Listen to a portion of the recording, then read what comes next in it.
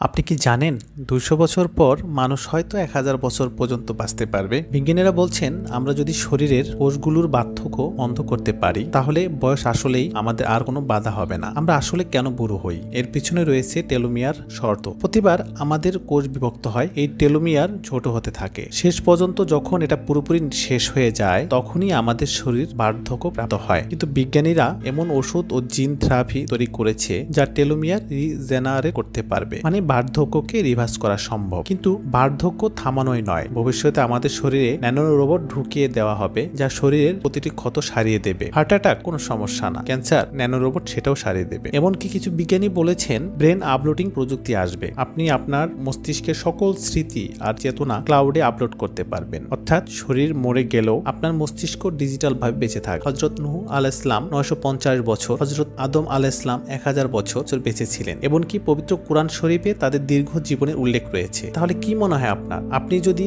1000 বছর বাঁচতে পারতেন তাহলে কি রাজি হতেন? কমেন্টে জানিয়ে দিন।